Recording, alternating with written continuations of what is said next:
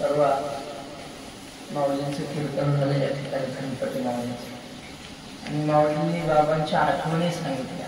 आणि त्या सांगताना माऊली गणीवरून आली. ते प्रेमच असं होतं महाराज.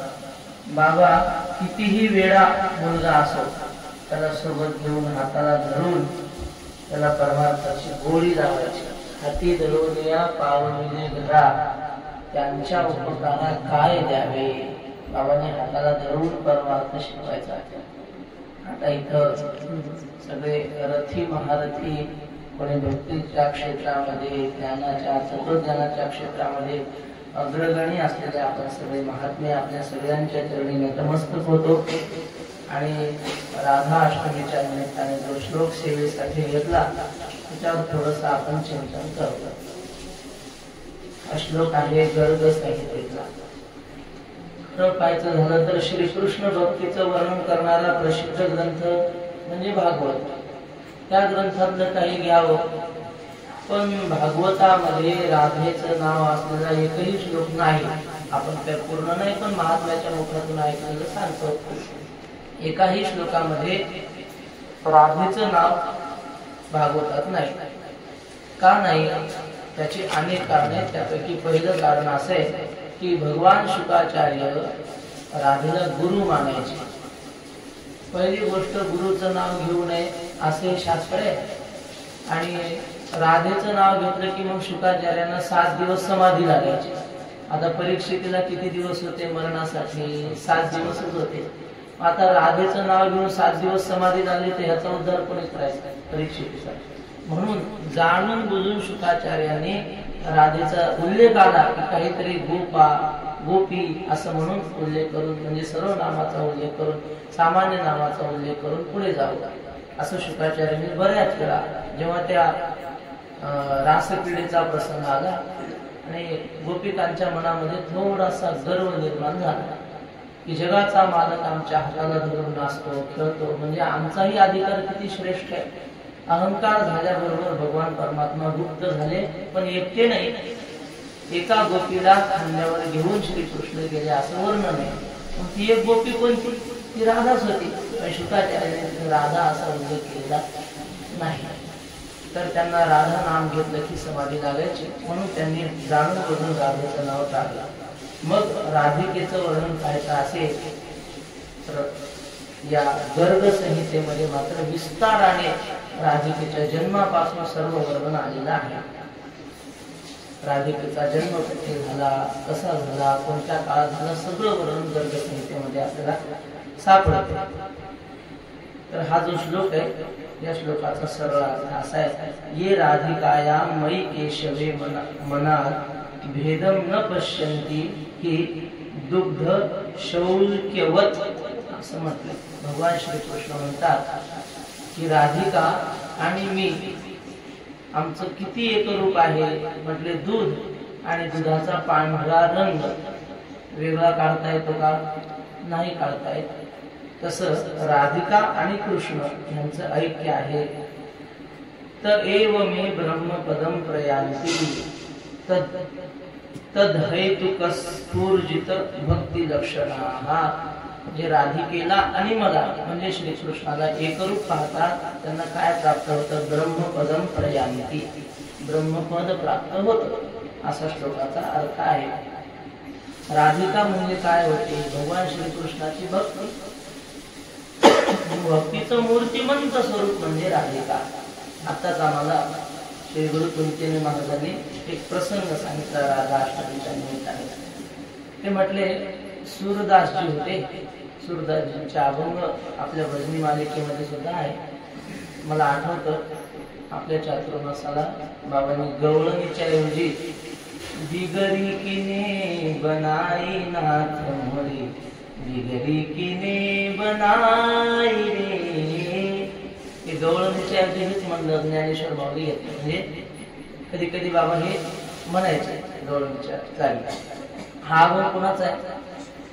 राम बिगरा लक्ष्मण बिगरा, बिगरी सीता माई, अंजनी का सुत यम कर बिगरा, यमोलंका जलाई रे बिगड़ी किने बनाई नाथ मोरे बिगड़ी किने बनाई रे. हा सुरदासजींचा आवाज आहे. तर असे ते सुरदासजी भजन करत असताना एकदा त्यांच्या मनामध्ये असा विचार आला की आपण जन्मभर देवाची सेवा करतो पण देवाचं साक्षात दर्शन झालेलं नाही. भगवान श्रीकृष्णाचं पाहिजे असे दर्शन झालेलं नाही. आपल्याला जाणवतं. लोक म्हणतात की सुरदासजी तुम्ही भजन करायला लागले की देव समोर येऊन बसतो. असा बसायचा. तुम्ही कसे बसले आता? असा हात लावून मोठे बघा तुम्हाला कधी पाहायला भेटला. देव असा त्यांचं भजन सुरू झालं की असं येऊन बसायचं आणि भजन ऐकायचं सुरदासजींचं. लोक म्हणायचे. ते म्हटले मला प्रत्यक्ष देवाचं दर्शन झालं पाहिजे आणि तेही देवाच्या भूमीमध्ये म्हणजे वृंदावनामध्ये झालं पाहिजे. म्हणून सुरदासजी आपल्या गावून वृंदावनाच्या दिशेने निघाले. मजल दर मजल करत रस्त्याने भजन करत आपले निघाले. वृंदावनामध्ये पोहोचले. तिथल्या सगळ्या स्थानांचं दर्शन घेतलं. म्हणजे यमुनेचं स्नान केलं. नंतर गोवर्धन पाहिला. बनशीवट म्हणतात. मी पाहिलं नाही, ऐकलेलं सांगतो. सगळे तिथले क्षेत्र पाहिले. नंतर सेवा कुंड म्हणून एक ठिकाण तिथे रास क्रीडा होती म्हणतात रोज. तिथे गेले. दिवसभर तिथं थांबले.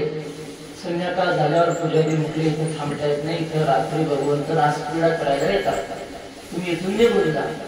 ती म्हटले अहो मी आंधळा आहे, मला काय दिसतं रास क्रीडा जरी असली तर मला दिसू शकत नाही. मला इच्छा आहे आजच्या दिवस मला इथं थांबू द्या. म्हणजे ठीक आहे जाऊ द्या. आंधळा माणूस आहे. राहिले तिथं. रात्रीच्या वेळी टाळ मृदंगाचे आवाज यायला लागले. पैंजणाचे आवाज यायला लागले. नृत्याचे नाथमागाने वर्णन केले ना. एक एक गवळणी एक एक गोपाळ हाती धरुणी नाचती रास मंडळा. ते नाचण्याचा आवाज यायला लागला. सुरदासजींना कळलं की रासलीला सुरू आहे. मग आपल्याला तर काही त्याच्यात सहभागी होता येत नाही. दूर बसून नुसतं तो ध्वनी ऐकत होते, डोलत होते. रासलीला झाल्यानंतर राधिकेचं लक्ष गेलं. भगवान श्रीकृष्णाला सांगितलं अहो कुणी नसतं आपल्या या रासक्रीडेमध्ये, आज मी कुणीतरी दिसतंय समोर बसलेलं. देव म्हटले जाऊ दे, तो आम्हाला सुरदास आहे, त्याचा काय आपल्याला विक्षेप नाही. रासक्रीडा झाल्यानंतर सगळे निघून गेले. सुरदासजींनी विचार केला जिथं देवाचे पाय लागले ती माती आपल्याला लागली पाहिजे. म्हणून तिथं जाऊन सुरदासजी लोळायला लागले. गडबडा लोळता लोळता त्यांच्या हाताला ते पैंजण लागलं. राधिकेचं पैंजण. ते पैंजण म्हणजे ते पायात बांधायचे डोंगर असताना काय म्हणतात त्याला, चाळ. चाळ त्यांच्या हाताला लागला. पायात घेतला हातात तसाच आणि बाजूला आपल्या ठिकाणी येऊन थांबले. दुसऱ्या दिवशी दिवसभर थांबले. म्हणले आजही रासक्रीडेचा आपल्याला आनंद घ्यायचा. पुजाऱ्यांनी विचारलं का तुम्ही गेले नाही काल? तर म्हटलं हे बघा पुजारी महाराज, तुम्ही उद्या मला आग्रह करून जरी राहा म्हटले तरी मी राहणार नाही, फक्त मला आजच्या दिवस राहू द्या. विनंती केली. ठीक आहे म्हटले. राहिले. कालच्या प्रमाणे आजही सगळ्या गोपिका राधिका माता कृष्ण आले. पण राधिका म्हटली देवा काल माझं इथं चाल पडलाय काही दिसत नाही. मग त्या व्यक्तीला विचारलं म्हणजे सुरदासजींना, तुम्ही घेतलं का इथं पडलेलं चाळ? हो म्हटलं मी घेतलंय, द्या. म्हणजे तसं देणार नाही. देणार नाही म्हणजे तो म्हटला मी जन्मभर तुमचं भजन करतो देवा, मला तुमचं दर्शन द्या. तुम्ही दर्शन दिलं की मग तुमचं चाळ देतो. देवाने सुरदासजीच्या डोळ्यावरून असा फिरवला. त्यांना दिव्य दृष्टी दिली. मग युगल राधा कृष्णाचं दर्शन झालं सुरदासजींना.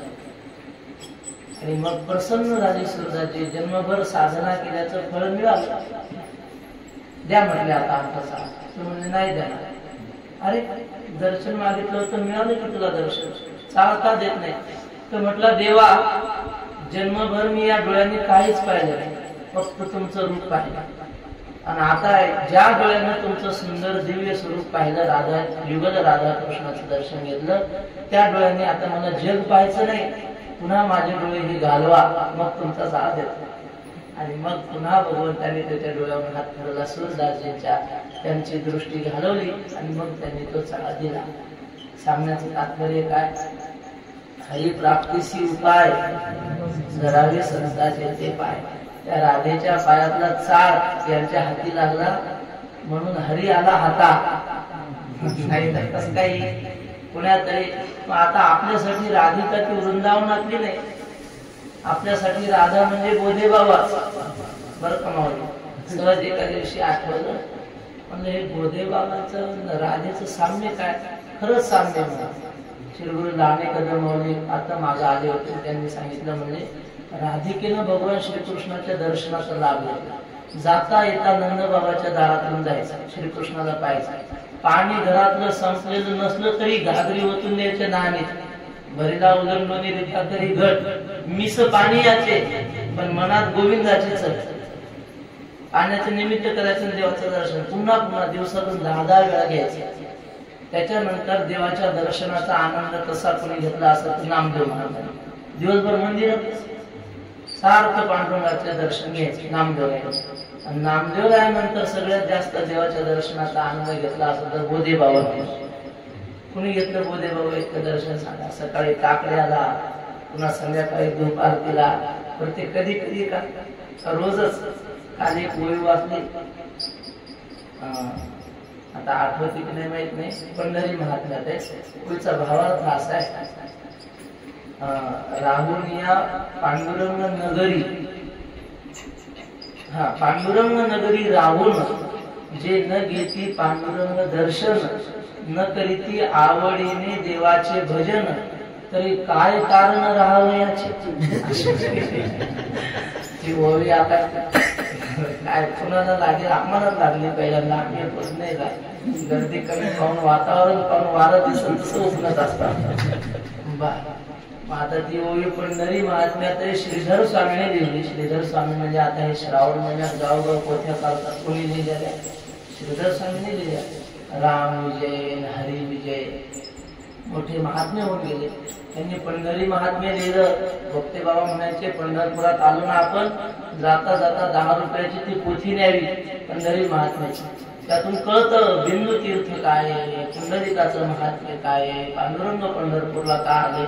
लोक इथे येतात आणि कैकाडी बाबाचा मठ पाहतात आणि तो काय पुराणात आहे काय. जाऊ द्या बाबा, भारी सांगायचे, महात्म्य सांगायचे पंढरीचं. तेव्हा मी काय सांगत होतो आपल्याला कुठून लांबलं आहे. तर बाबांनी दर्शनाचा आनंद घेतला. सारखं पांडुरंगाच्या काकड्याला, संध्याकाळच्या दुपारतीला, पुन्हा गर्दी कमी असली की चालले. पुन्हा मध्ये किती वेळा दर्शन. फक्ते बाबा म्हणजे एकदा मी 14 वेळा दर्शन घेतलं होतं. गर्दीच नव्हती त्यांच्या काळात. आताही 8 दिवस झाले जरा गर्दी कमी, नाही तर वारीपासून चालूच गर्दी असो. तेव्हा बाबांनी खूप पांडुरंगाची सेवा केली, दर्शन घेतलं. मी सहज नावाचा विचार केला बाबाच्या, तर बाबाचं नाव होतं रामचंद्र बोधे. आता मध्यम पदलोपी समास केला तर काय होतं, पहिला अक्षर घ्यायचं, शेवटचं घ्यायचं, काय होतं राधे असंच होतं. विदर्भातले काही नरखेडकरचे लोक म्हणतील त्यांचं आडनाव बोधे नव्हतं, काय भोदे होतं, भोदे. तसं जरी म्हणलं तर नावातला राम कमी होणार आहे का? नावात राम आहेत ना त्यांच्या, रामचंद्र नाव आहे महाराज. या महात्म्यांचे नाव सुद्धा हे पंढरपूर मधले महात्मे. वक्ते बाबा म्हणजे वक्तेच होते ते खरे, कोणाला घाबरत नव्हते बोलायला. बोधेबाबा म्हणजे बोधेच होते, दुसऱ्याला बोध देणारेच होते ते. रंगनाथ गुरुजी परभणीकर, पर म्हणजे परब्रह्म आणि त्याच्याविषयी भणभण्य ते म्हणजे बोलणारे, ते परभणीकरच होते. आता आमचे माऊली परभणीकरच आहे, परब्रह्माविषयी बोलणारे असो असे. आणि हे सगळं वैभव पंढरपूर मध्ये परमार्थाचं जे आता दिसतंय आपल्याला, ते वैकुंठवासी बोधे बाबांची कृपा. बोधे बाबांनी दाढी गुडी लावून परमार्थाला लावायचं साधन. तर असं बाबांचं आणि राधिका मातेच्या जीवनाचं साधर्म्य आपल्याला पाहायला मिळतंय. तेव्हा अशी राधिका माता ती आपल्याला भगवान श्रीकृष्णाची प्राप्ती करून देते. म्हणून या दिवशी राधा अष्टमीच्या दिवशी राधिका मातेचं काहीतरी चिंतन व्हावं म्हणून बाबांनी ही परंपरा घालून दिलेली आहे. त्या राधिका मातेचा जन्म गोकुळापासून जवळ काय त्या गावाचं नाव बरसाना, तिथं वृषभानु नावाचे जे व्यक्ती होते श्रीमंत, त्यांच्या पोटी राधिका मातेचा जन्म झाला. गर्गाचार्यांनी भगवान श्रीकृष्णाचा जन्मोत्सव केला आणि त्यानंतर 15 दिवसांनी राधिका मातेचा जन्मोत्सव त्यांनीच केला. त्यांनी सांगितलं वृषभानुला की ही तुझ्या पोटी जन्माला आलेली मुलगी ही सामान्य नाही, ही भगवान श्रीकृष्णाच्या गोलोक धामामध्ये राहणारी त्यांची अद्वितीय शक्ती असलेली राधिका तुझ्या पोटी जन्माला आलेली आहे. आणि मग या ग्रंथाच्या माध्यमातून जर आपण पाहिलं तर गर्गाचार्यांनी सांगितलं की या राधिकेचा भगवान श्रीकृष्णाशी विवाह होणार आहे, असे एक मत आहे. आणि राधिकेचा कृष्णाशी विवाह नसून अनयाशी विवाह झाला असे एक मत आहे. आता कोणतं मानायचं? सरळ व्यवहारिक भाषेत सांगायचं तर दोन राधिका मानायच्या. एका नावाची दोन माणसं असतील की नाही? दोन नाही, तीनही असू शकतात. मी सांगतो तुम्हाला, एका नावाचे तीन तीन माणसं असू शकतात. निदान माझ्याकडे पाहून तरी मानतात.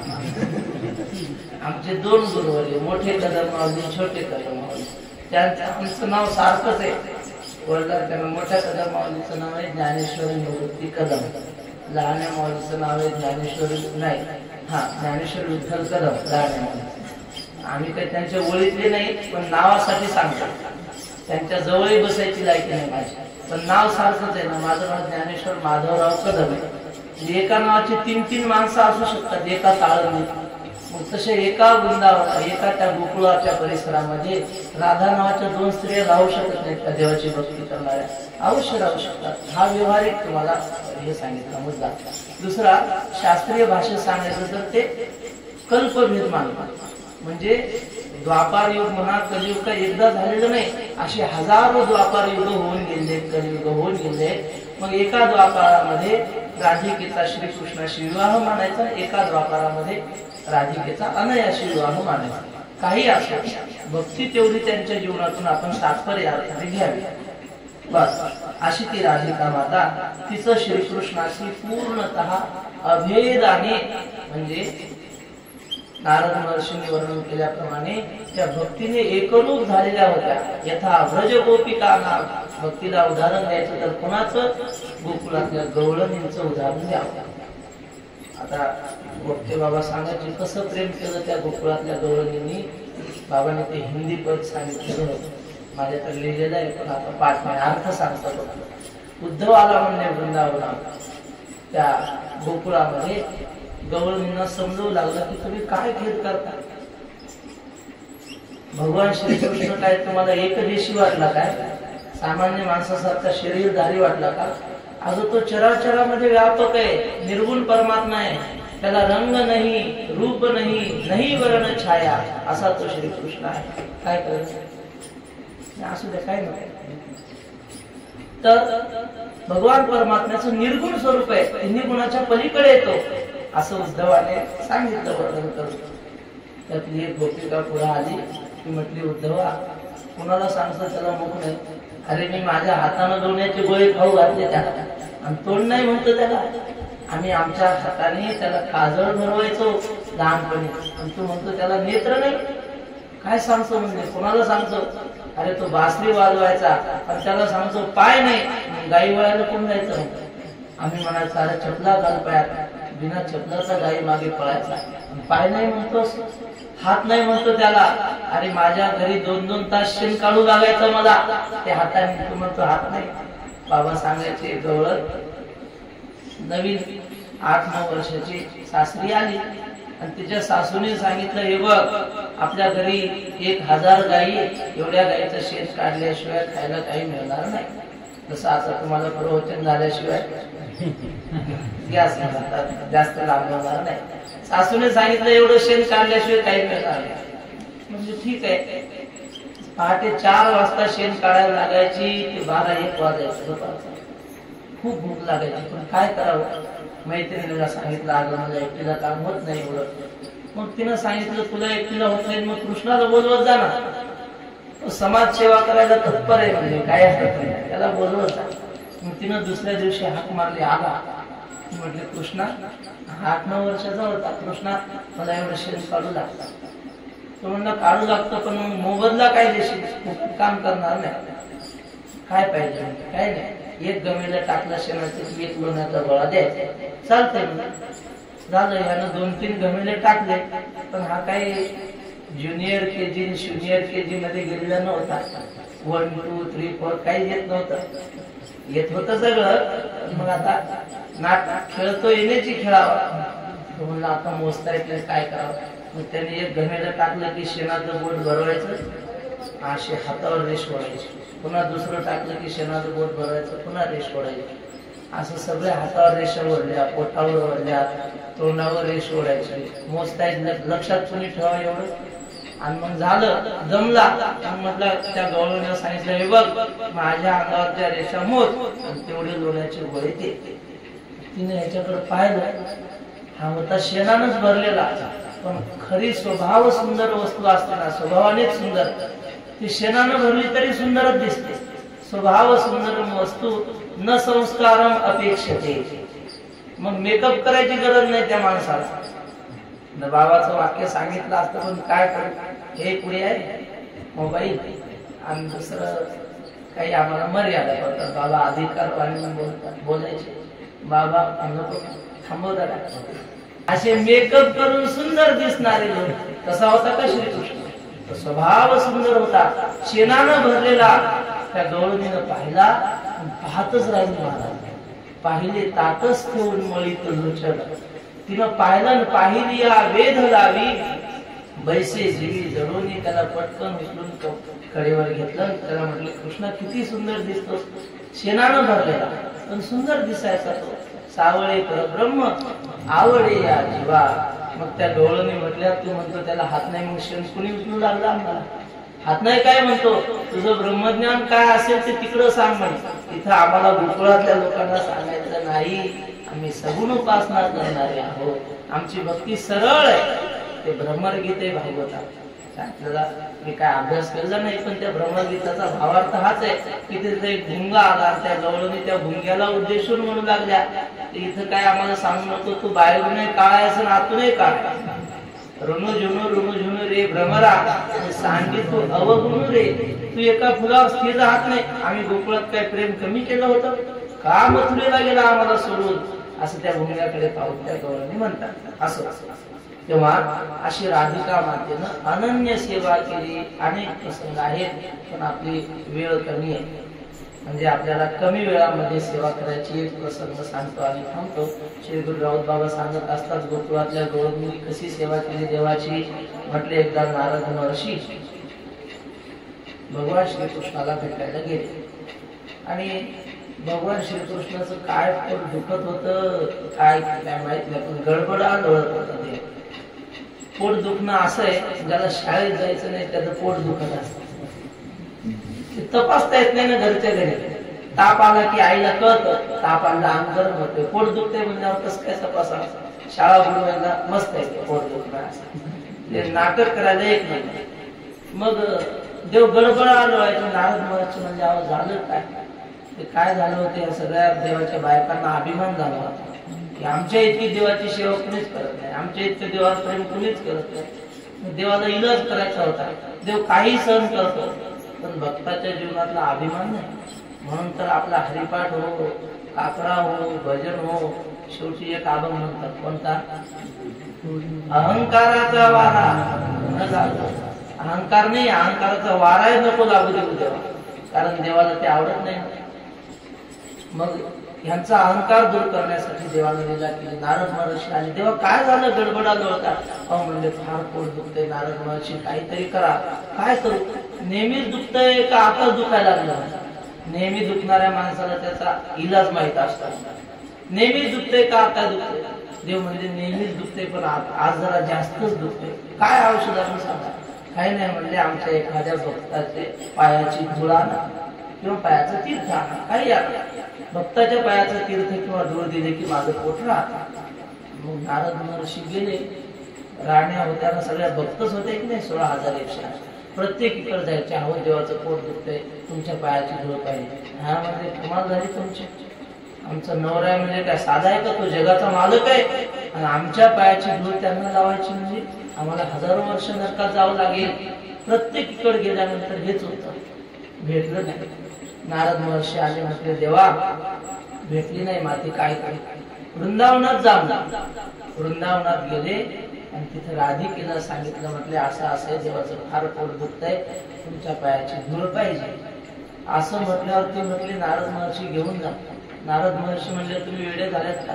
तुमच्या पायाची धूळ जर देवाला लावली तर तुम्हाला हजारो वर्ष नरकात सरावं लागेल. ती म्हणजे हजार नाही करोडो वर्ष आम्ही नरकात सरू, पण आमचा देव सुखी राहायला पाहिजे. बा ज्याला म्हणतात यथा व्रज गोपिका नाम तत्सुखी सुखित्वम. भगवंताच्या सुखामध्ये सुख मानणाऱ्या त्या गोपिका होत्या आणि त्या गोपिकांची सम्राज्ञी भक्तीची शिरोमणी असलेली राधिका माता. ही सगळ्यामध्ये भक्ती तुका म्हणे मुकुट म्हणी हरिभक्ती आणि विश्रांती आरती या भक्तीच्या आचार्यामध्ये नारद महर्षींनी राधिका मातेला श्रेष्ठत्व दिले. ज्ञानेश्वर महाराज म्हणतात की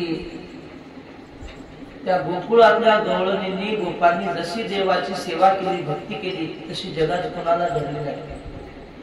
माऊलींची 11व्या अध्यायात ओवी तुम्हाला आठवण सांग. सुरुवातीलाच आहे समकाधिक असा संचय बघायचा ओवीमध्ये. असं नाही आठवलं ठीक आहे, काय हरकत नाही, पण समकाधिक नाही म्हणजे गोकुळातल्या गोपाळांनी जेवढं प्रेम केलं अर्जुन म्हणतो तेवढं का मला करता येईल काय? तेवढं मला शक्य नाही. पण त्यांना सुद्धा देवाने विश्वरूप दाखवलं नाही, तो मला दाखवू का? असा अर्जुन म्हणतो. मी कहा आठवणी मी काय संकाधिका होणे जवळा तरी तया ही नागवेची हा चाळा. मी आवडेन काय प्रेमळा गोकुळीची आयसा.